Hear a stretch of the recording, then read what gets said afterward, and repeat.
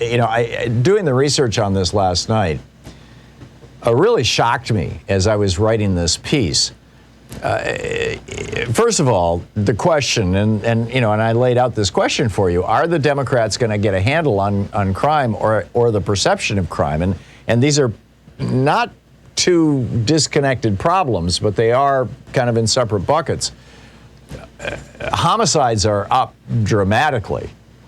Right. According to the National Public Radio, according to NPR, they're up 5 times, 500% here in Portland. They're double, the previous year in many other cities. Now, obviously, you compare 2021 to 2020, and you're going to get very skewed statistics because during 2020, so many people were locked down that an awful lot of crime went down. So when it goes back up now, is it going back up to normal? No, it turns out it's going back up to way above normal. So how much damage will this do to the Democratic Party, particularly given that most big city mayors are Democrats? And are the Republicans licking their chops on this? You betcha. They are already highlighting rising crime rates around the country.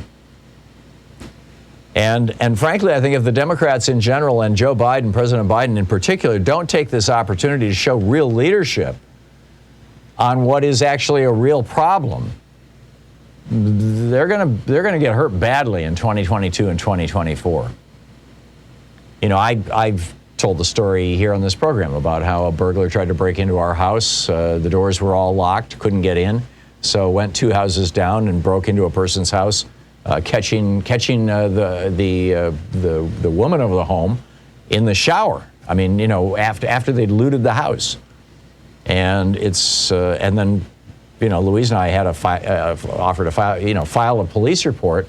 We had video of her, and of the burglar, and it never got acted on.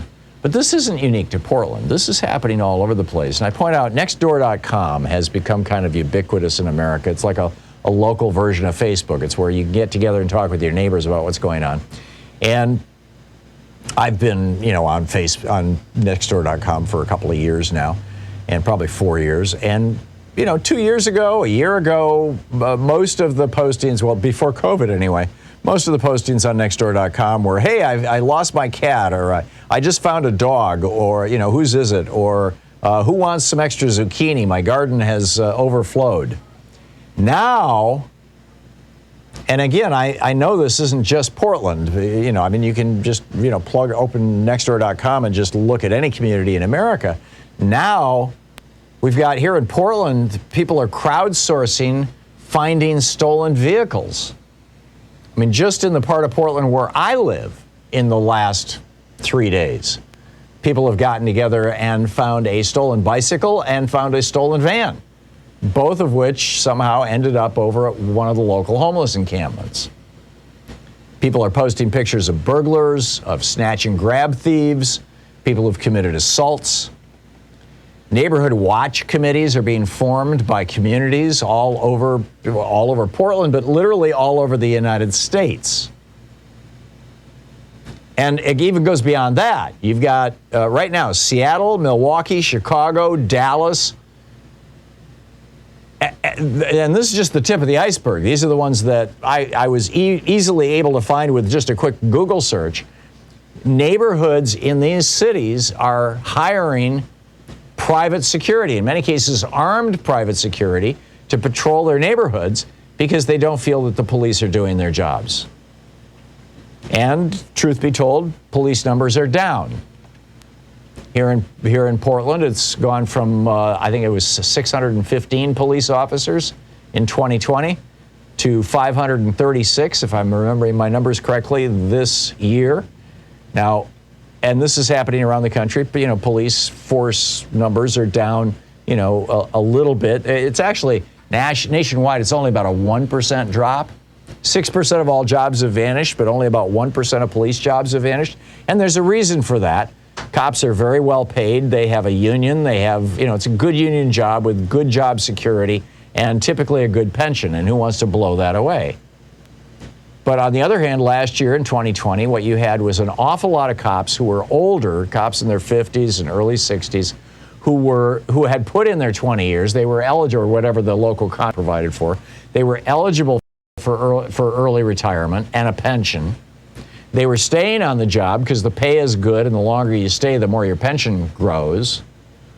But they just, I mean, this was before the vaccines. They just didn't want to get out there in public and expose themselves to a deadly disease, being in their 50s and 60s. And so they took early retirement. And you've got a lot of police officers who did that all across the country. And it has, you know, it has cut into policing. But the Republicans are running around going, oh, you know, the Democrats are defunding the police. No, not so much. Yeah, there are some cities that have reallocated some of their police budgets to nonviolent community intervention. And in some cases, it seems to be working very well. In other cases, not so good. And this is a conversation we should have. But nobody is, you know, radically cutting back on police with regard to real crime.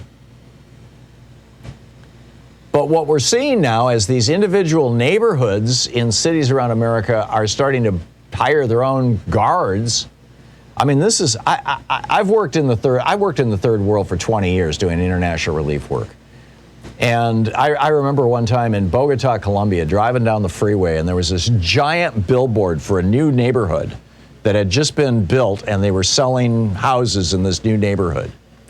And in this billboard, there's a picture of these nice little middle-class houses. They look like a house that, you know, in today's America might sell for $100,000, $150,000, little ranch houses. And there were little kids in the yard and stuff in this picture, in this giant billboard.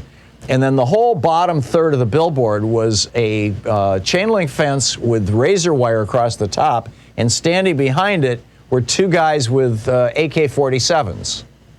Obviously patrolling this neighborhood that they were selling as safe for kids. This was in Bogota, Colombia. I've seen things like that, or neighborhoods like that, in Jakarta, in Nairobi, in Juba, South Sudan, in Lima, Peru, in Mumbai, India, in Mexico City, in Cairo, Bangkok, Manila, Colombo, Sri Lanka. I've been in all those places, and I've seen this in all those places.